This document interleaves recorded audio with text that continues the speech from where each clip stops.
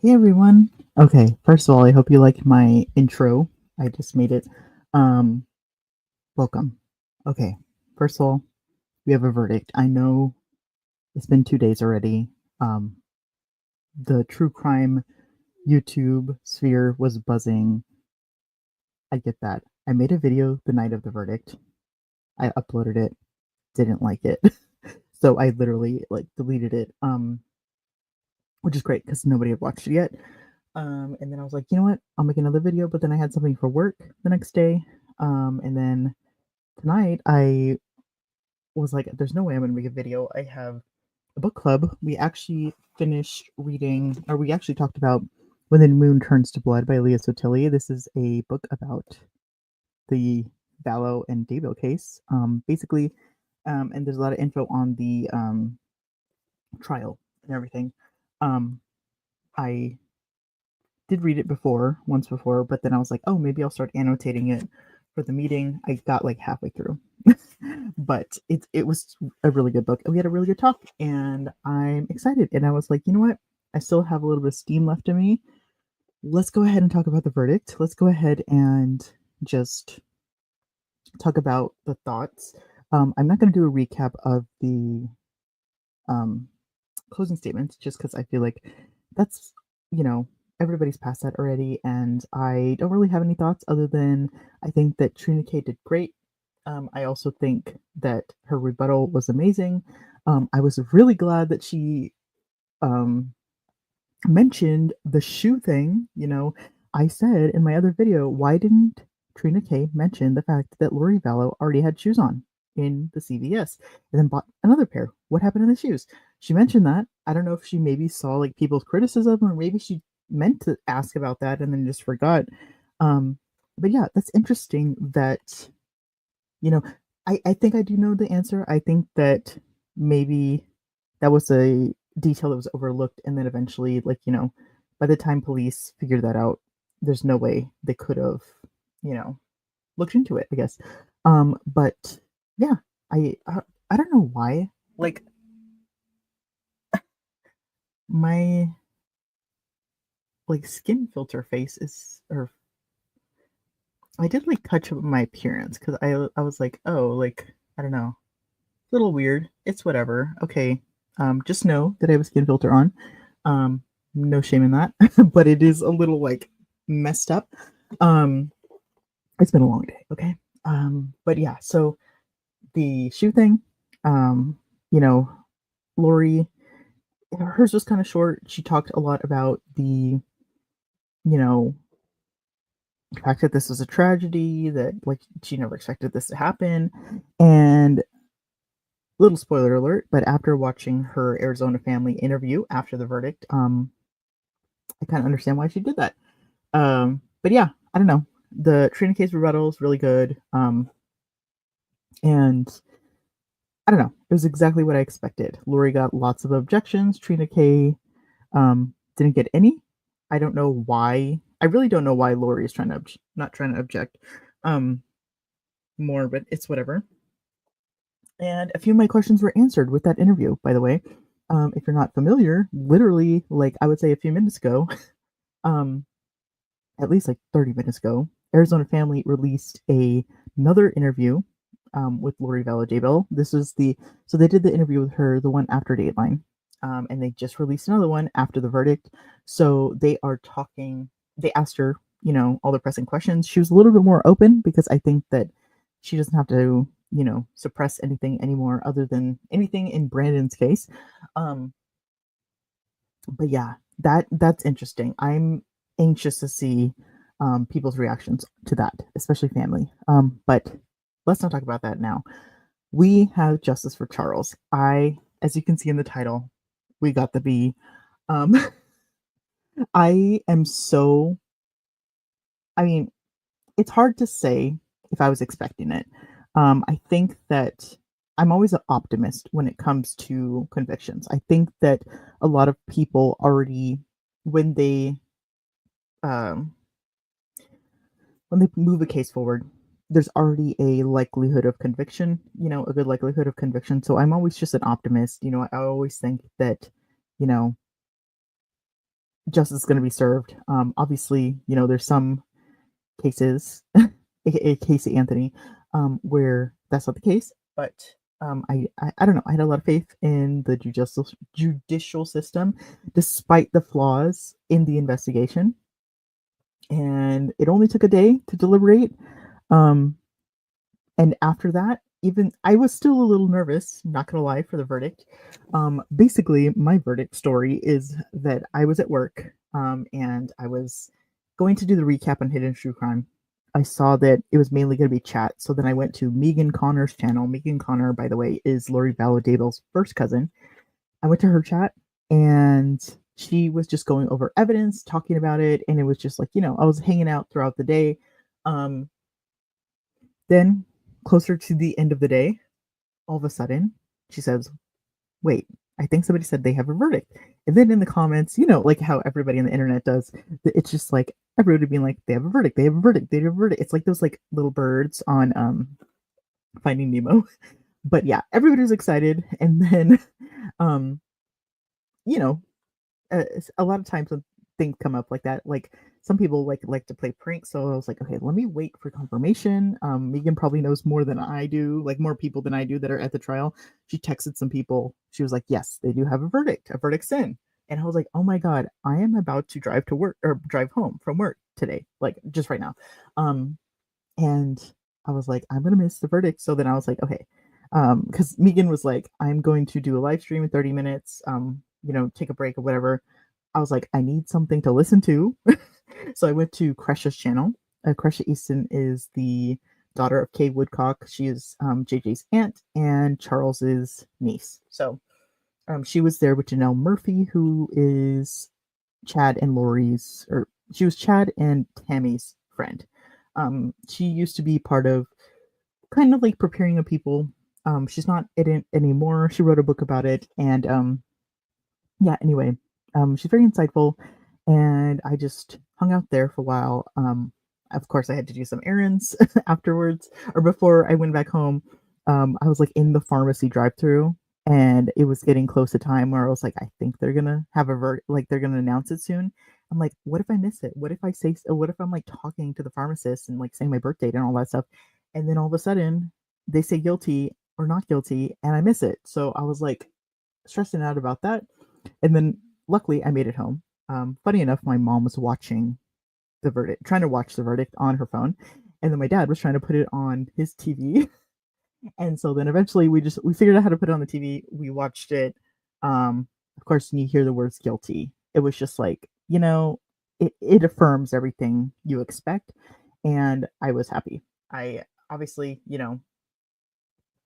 it, a lot of people say that after a verdict, it's never like, true victory. It's never true closure because, you still don't have the person here. I think Jerry Vallow, Charles Vallow's his brother, said that in one of his interviews, but it's still one of those things where it's like, okay, things are working out the way they're supposed to be.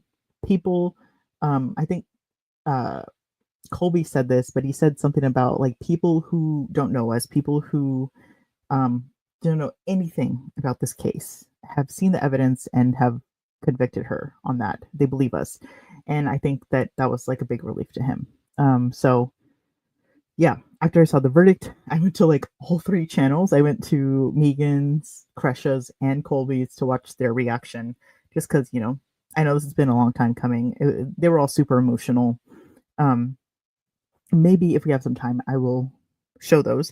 But I don't know. I think that justice has been served, and it's been served in so many ways. One, I was thinking about it the other day, and I was like, I feel like every conviction for Lori, every guilty conviction is a guilty conviction for Alex. Um, as we know, Alex is no longer alive.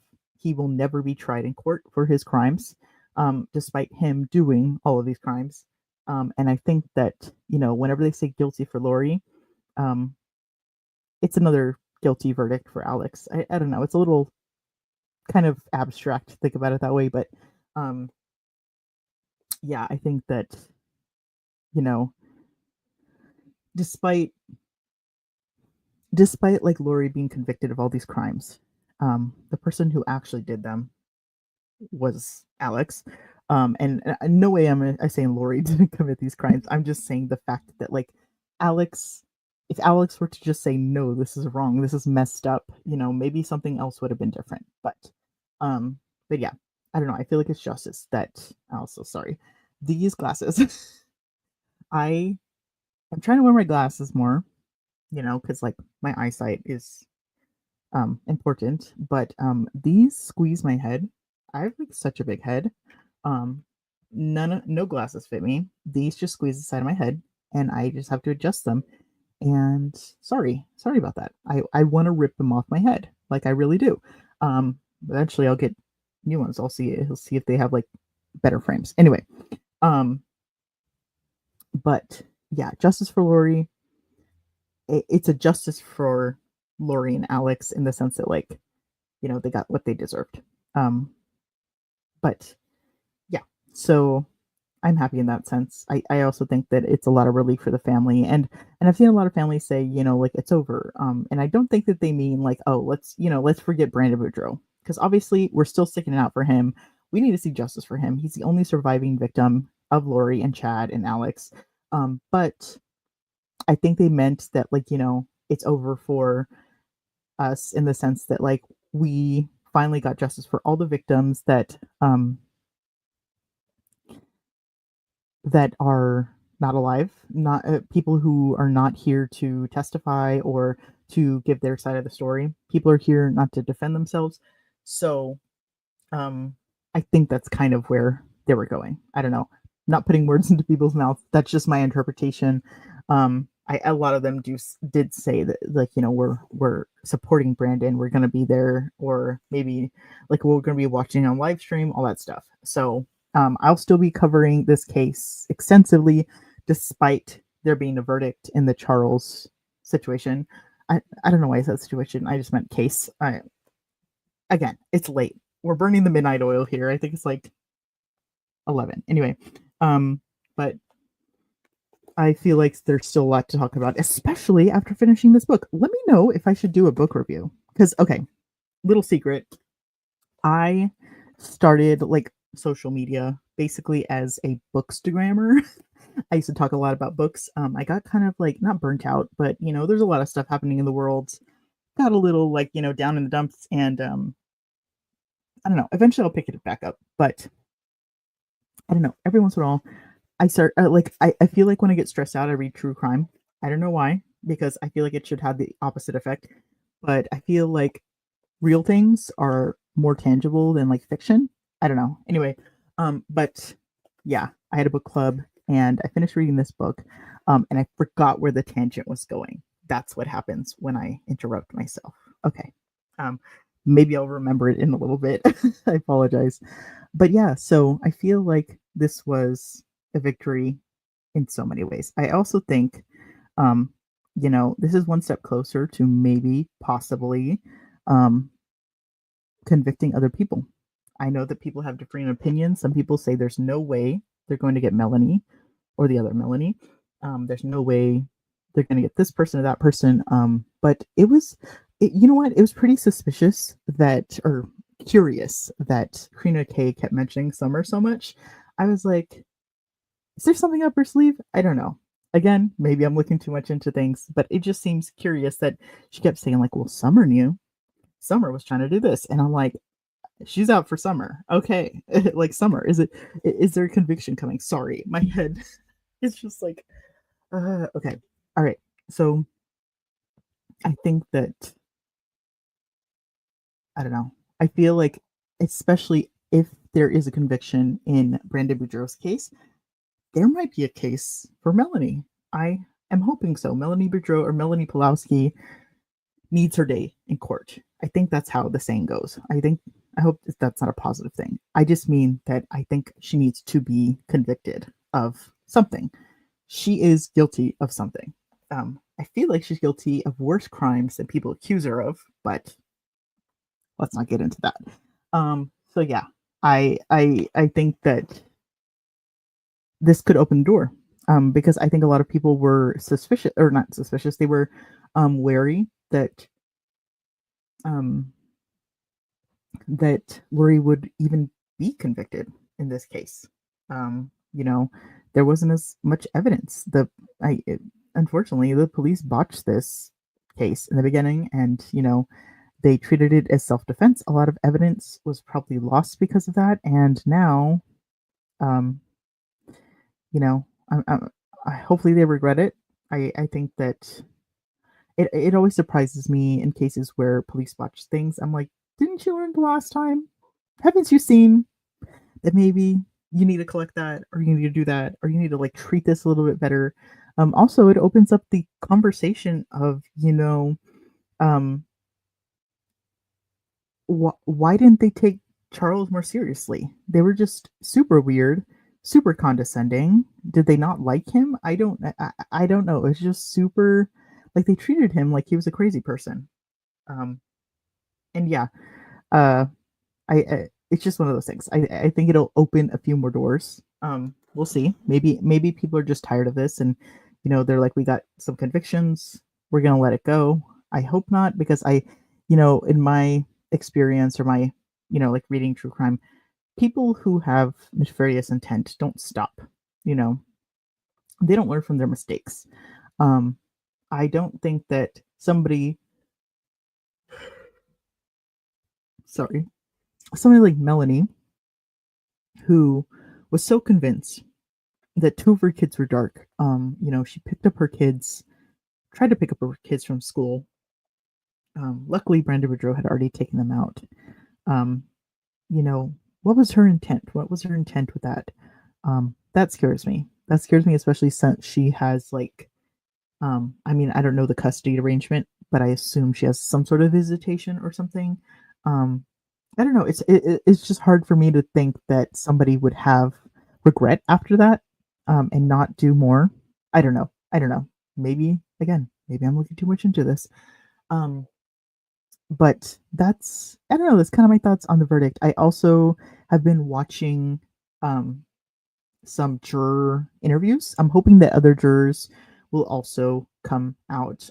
We saw the three in the beginning, Tosh, and then the woman who was LDS, and then the other guy. I think he was like in a blue shirt. I'm sorry, I don't know anybody's names, other than Tosh. But and then I saw a few interviews from Tosh, like on Hidden True Crime.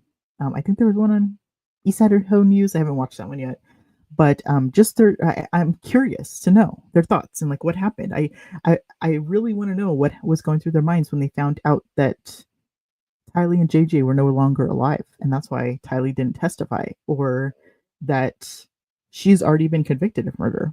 Um, as somebody who, like, literally, pays attention to crimes, I'm like, how did they not know about this? But then again, there's some big cases that I'm like, wait, I don't know anything about this. For instance, the Karen Reed trial.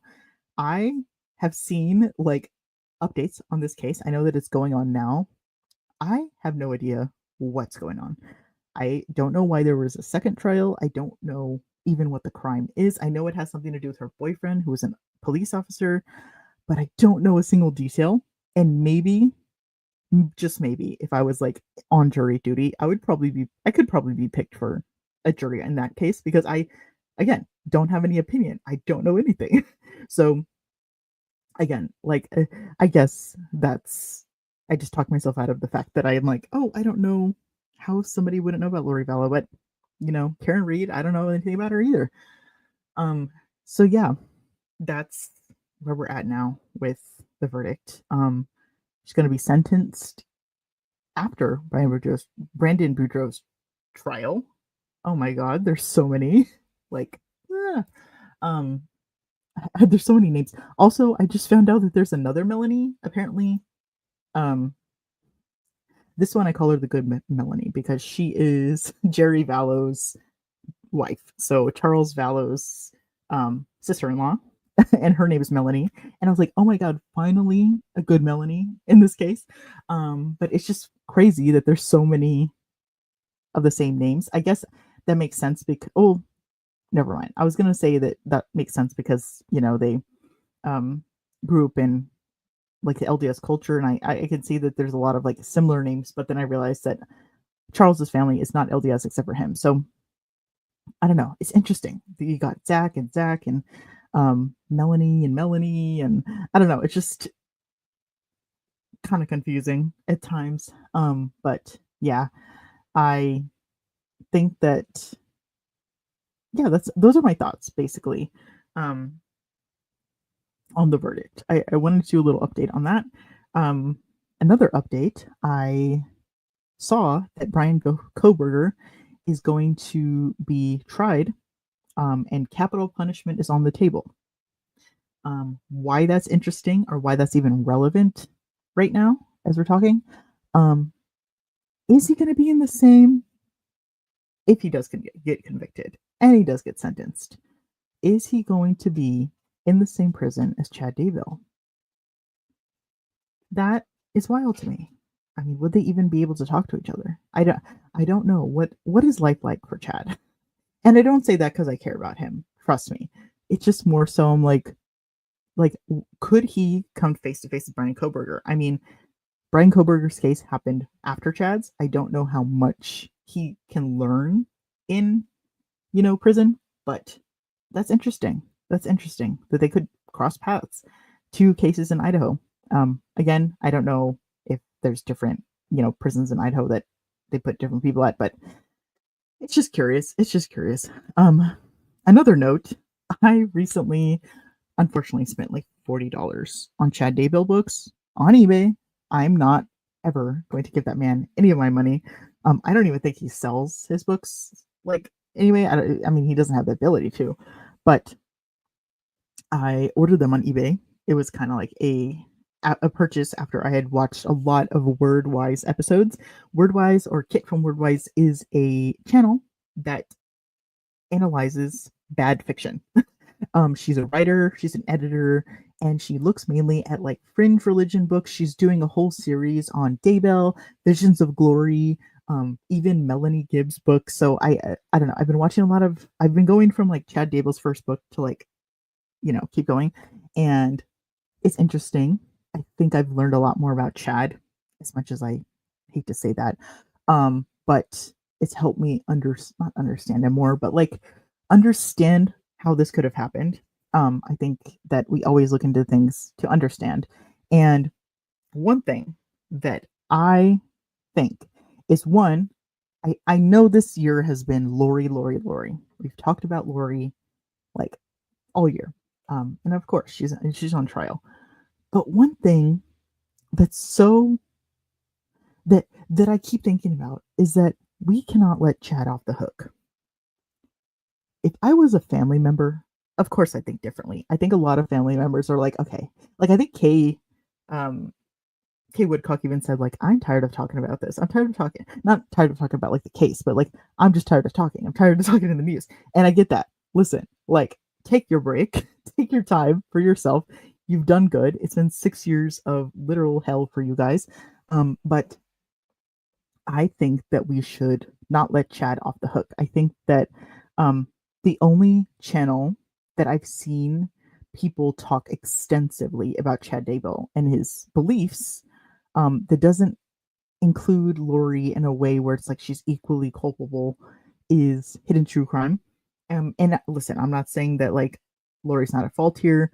She's a 4-time convicted murderer. Come on, like there's no way. Like I think that she would have committed some crime at some time, with her history. But I think that Chad really pushed things along. He really accelerated things. And those signs were there back in 1999. I just got this from, again, this is used. This is, again, we're not giving, oh, sorry. I have a light here and I thought it was going to fall off. And I ended up just like smacking you guys in the face. Sorry about that. Again, I got this used. It's from a library. As you can see, the barcode. Errand for Emma. Again, I've been watching a lot of Wordwise. And I really want to read for myself.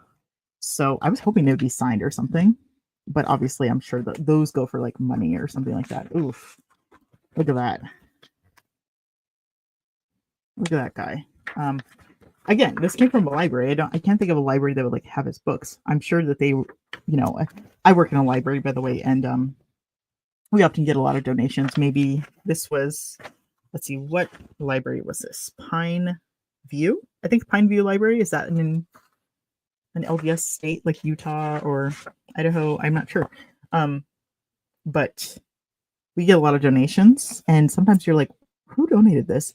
And we catalog them if they're like good quality, up to date books. And I'm sure they're horrified that they have like a serial killer's book like in their collection. And that's probably why they, or maybe nobody was reading it. I don't know. Anyway, I bought it for like $12. This book is hard to find. I couldn't find a single copy that was more than like $20 on eBay, which is more than MSRP, I'm sure. But yeah, I think that people are kind of, because this case is so popular, people are kind of like, interested in it. And, I saw people like they were selling like a whole set. I think they were signed though for like $150. I'm like, dang. Okay. Anyway, I was thinking we should go over these books on my channel. We're not going to be as, insightful as Wordwise. I have a horrible vocabulary. I have not the best, like my grammar is not the best.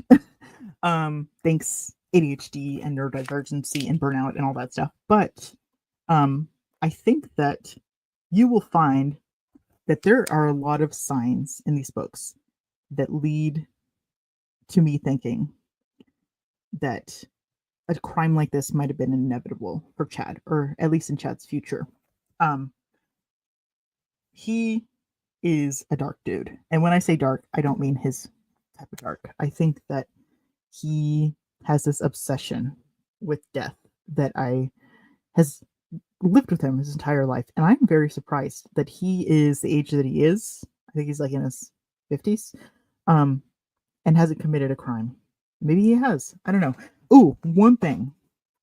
I know we were talking about Lori. Listen, we're going on a tangent. And again, it's late at night. Who cares? One thing that I saw in this book was the fact that Chad, like we said, has been obsessed with death his whole life. And there were some interesting things. Maybe I should go into this more when, like, maybe I'll cover this book. Maybe after I finish annotating it. But a few things. There's an incident that Chad wrote about in one of his, I think in his biography, where he came across a bunch of bees. It was like a hive, and he started stepping on bees. Okay, he started squishing bees. You know that song? It's like, I'm squishing up a baby bumblebee. He took advantage of that, but he didn't stop at 1 or 2 or 3. I think the total was like 120 bees. He killed 120 bees. He stomped on them. And the thing that I was like, okay, listen, like as a kid, when you play outside, you've stepped on some bugs before. I now have a different view on that. The only bug I will not have sympathy for is a cockroach, but any other bug, I even like spiders. The other day, a fly fell into my coffee and he was still moving. And so I scooped him out, put him on a paper towel, and he flew away. I can't even, like, when they say they can't hurt a fly, I don't know. I just have this weird thing. Spiders, don't care. Roaches, I'm sorry. You scare me. And maybe that's why. Anyway, but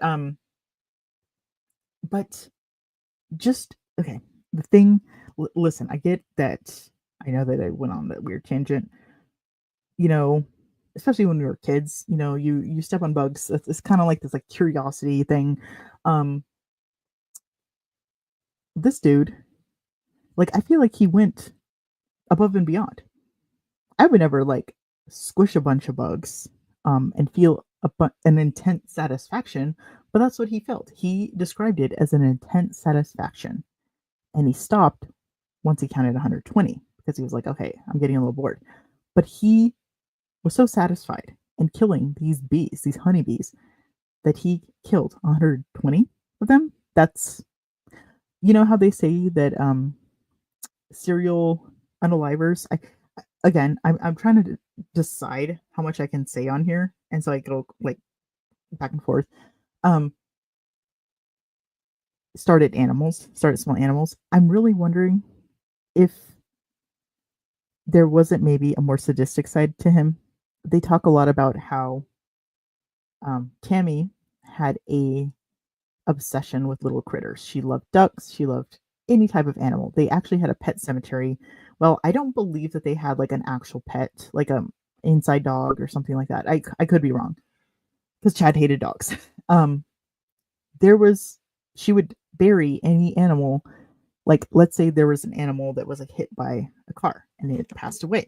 She would give it a proper burial in the pet cemetery because she felt so sorry, my foot is falling asleep.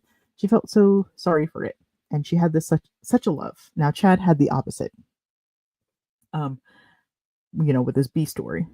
But I can only imagine. Yes, they lived in the country. I live in a town with a lot of rural area. I drive to work. I see roadkill everywhere. I have never seen like massive amounts of roadkill to in one spot to have it like warrant like a pet cemetery. And I almost wonder if maybe Chad didn't see certain animals. It was always like cats that they mentioned. They mentioned cats. And I always wonder if like maybe Chad had like something else to do with it. He talked about shooting a raccoon. And of course we knew that wasn't that. But he just talked about it so nonchalant.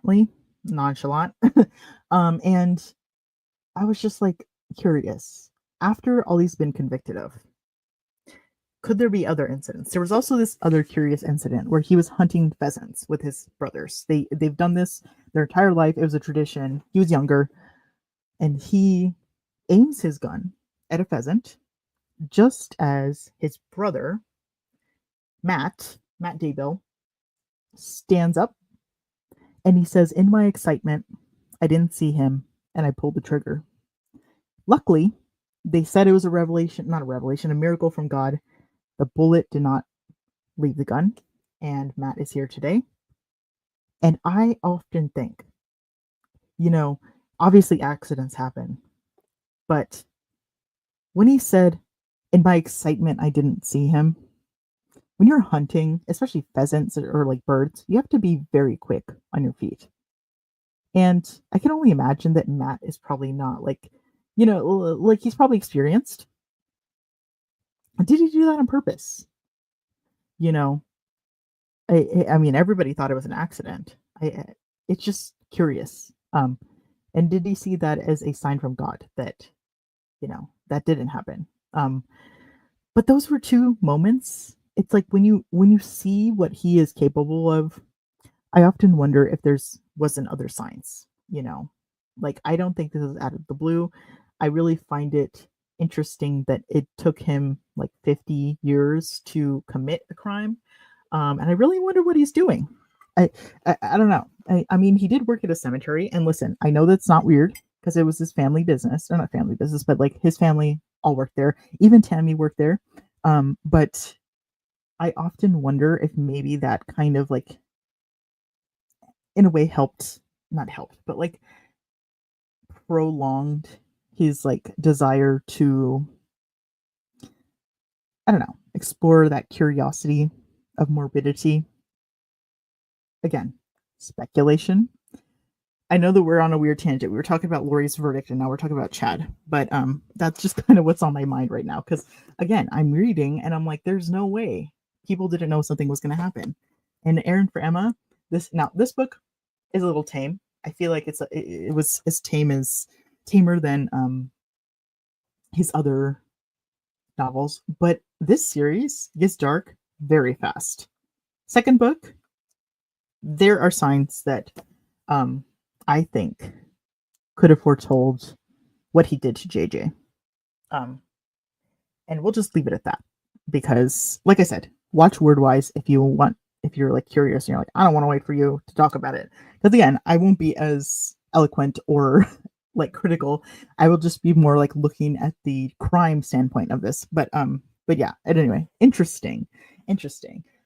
Um but yeah, I don't know.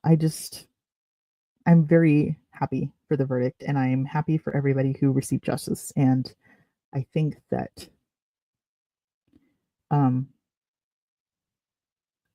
it's been a long time coming.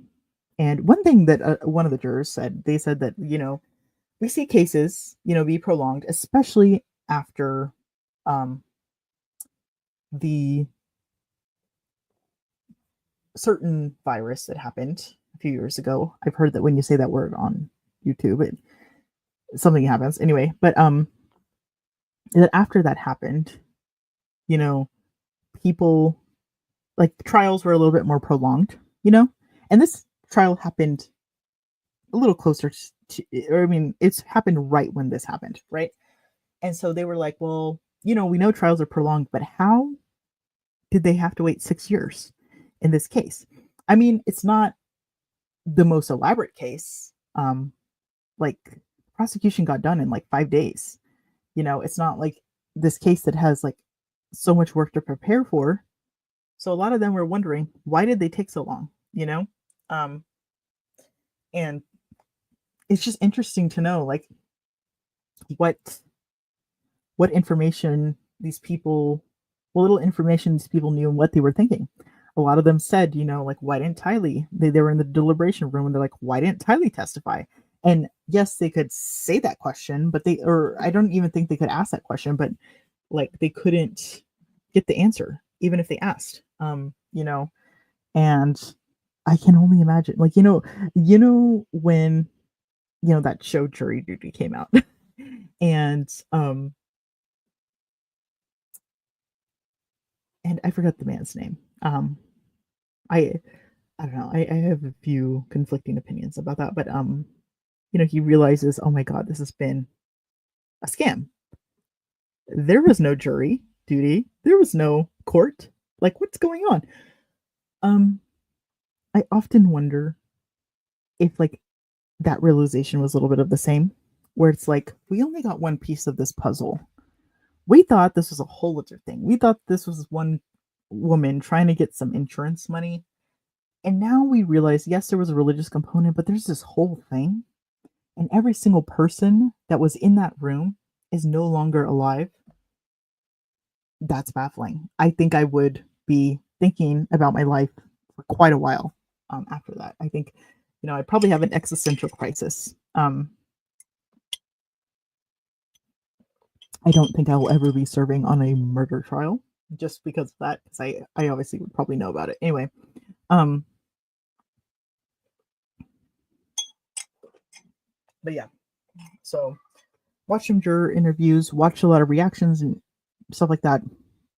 Recently watched, like literally like 30 minutes ago, watched Lori Vallow's interview. Apparently, she's still sticking to the story of Tylee and JJ and what she told Colby. I what's curious too? I think that there's so many times that Lori tries, like she lies. She lies. We all know that. I almost find myself believing her. She plays things off in such a nonchalant way. I'm going to use that word. Either like I almost said refer to like this case as a tragedy to somebody, and I was like, I can't do that anymore. But it's like there's certain things she'll say. She's like, oh, well, I did this because of this, and it's not as deep of a meaning as you think it is, and blah blah blah. And there's some, I'll be honest. Sometimes I believe her. Sometimes I'm like, oh yeah, maybe I was just looking too much into that, because I do look a lot into it.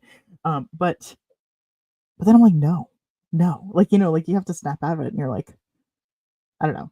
It's just weird that she has that kind of draw on people, like not draw, that pull on people, and like, even Kate Morrison said it. It's like I kind of liked her, she's charming, blah, blah, blah. And I think that's that's what narcissists do. Um, and I definitely think Lori's a narcissist. Um, but yeah, I don't think what I don't think I'm gonna do reactions to the trial recaps, or not trial recaps, verdict reactions from the family. I think you should just go try those or watch those yourself. Megan Connor, Cresha Easton, and of course, Colby Ryan. Colby Ryan was his reaction was so, like, you could just tell he was waiting for that for so long. Um, his interview with Nate Eaton was great too. He mentioned the enchiladas. He talked about how, and this is one thing. So personal story, again, the virus started, or 2019 started, um, you know, in my mid 20s. I really was going through a hard time for a long time. And I was finally like, things are looking up. I'm an independent person. I was getting out of a bad relationship. I was living by myself and I was, doing things that I wanted to do. I was doing me. And then all of a sudden this thing hits the world. And um yeah, I can honestly say my life was never the same after that, in different ways. I'm still recovering from certain things mentally, not just because of that, but also just, burnout. I had a different career back then. I was living in a different country. And yeah, so many things have changed. And I'm now in my 30s. And I'm like, that was wild. I lost like basically most of my 20s to this. And my life, I don't know. I just don't know what my 20s was like. Like, if you asked me, like, what your 20s were like, I'm like, I have no idea. Like, my trauma brain's trying to, like, woo. Um, and you know what? I am eager for my 30s and like what that will bring. But anyway, Colby said that, like, most of my 20s were dedicated to this case. All of my 20s, actually. And all of his marriage, too. He got married, and literally a year later, all of this stuff hit the fan. And I feel for him. I feel like it's just something else to lose a decade of your life. And I'm not saying, like, he lost a whole decade, but I'm just saying, like, there's certain ages, like, you always remember when you're 25 or your golden years or whatever. Like, and I think back and I'm like, I don't know. I feel like there's a chunk of my life that was like taken out. And I don't know. I could really feel for him when he said that. He said that, like, I lost my 20s and now we can finally kind of not move forward, but learn to live, learn or figure out what life is like after this. And yeah, like, focus on my family and all that stuff. Anyway, so that there's that. I also thought okay, another theory. I found it really curious that Lori, in her last interview, said, you know, nothing matters because, I know what eternity is like and I just have to get to eternity. She said it kind of like that. I'm not quoting her directly. Her first interview with Arizona Family, um, the reporter asked, how could you, or what are you doing to prepare for a life behind bars? And she said, well, I'm 50. My life's already over. I can almost see her not being depressed. I don't know if narcissists get depressed. Maybe they do. I don't know. Or maybe it's some other thing. But I'm almost wondering, with their history of wanting to go to the other side, let's just say that, with, believing in the end times, believing that there is a time where she will be in the celestial kingdom and, experience eternity up there, which I don't think she's going there, but, um, she's lucky that people in, like, the LDS faith don't really believe in down there. Hell, I don't know why I said, sometimes my, like, inner Catholic comes out. My, like, anyway, my past Catholic self. But yeah, so I often wonder if maybe she, and again, I don't know if narcissists do this, but will she ever attempt to go to the other side? Like, when I say the other side, I mean, like, no longer be alive. And the only reason I think about that is because I think about the time that Colby, he did an interview with Hidden True Crime, Dr. John, and he said that one time he was in the car And he said that Lori was always obsessed with the end times, even before she met Chad. She was obsessed with going, the end of the world to come. She wanted that to happen because she wanted Jesus to return to the earth. She wanted, like to be exalted, all that stuff. Um, and she asked Colby, what if we just drove off the side of the road? Because I think they were on like some sort of like overpass or something like that. And Tylee was very young and she was like, yeah, like, like she was like 2 or 3, and she was like, just, you know, she probably thought that like her mom asked her, like, do you want to go to McDonald's or something? Like she was just like, and then Colby was like freaking out. And he's like, get me out of the car. And then eventually like Lori's like, forget about it. I forget I ever asked that. And it's just curious because I think she's mentioned that several times to different people where it's like, what if we just all left together? And I'm often wondering, now that she's in prison, she doesn't have anything going for her. Not because she's 50, but because of the fact that she's a 4-time convicted murderer with 3 life sentences and a pending sentence on the way in Arizona. Will she attempt to get to eternity faster? I often wonder that because one thing that, when I see hyper religious people who like, believe in like this eternity or whatever, like, I grew up religious, and I remember that, certain things were a big no no. Certain things did not guarantee your life on the other side, um, and in heaven or whatever. Again, I don't know why I'm like not saying these words as if they're like taboo. um, but I like I that's a big like that's a big motivation, like you're told how wonderful heaven is and how like you should all want to go there and what you should do to go there, and like sometimes you're like, that seems like a lot of work, you know when you're thinking things through, you're like, why doesn't everybody just like go there faster? And of course it's because it's a big no-no in a lot of religions. And because Lori has talked about that before, I'm like, will she attempt to do that? Because I think that that's been on her mind before. What's stopping her now? I don't know. Um, Again, I'm sorry. I should have done a trigger warning that I was talking about this. Because it's, I don't know. I That was a little bit more harsh than I thought. I apologize, um, but yeah, that crossed my mind when she said that my life is already over, and then it just affirmed it when she was like, "Well, the reason why I'm not fighting so hard is because I know what's happening in eternity." And again, she's trying to act nonchalant, but then some things really bothered her in trial. So I think that she's trying to be like one of those people's like, it's cool, nothing bothers me.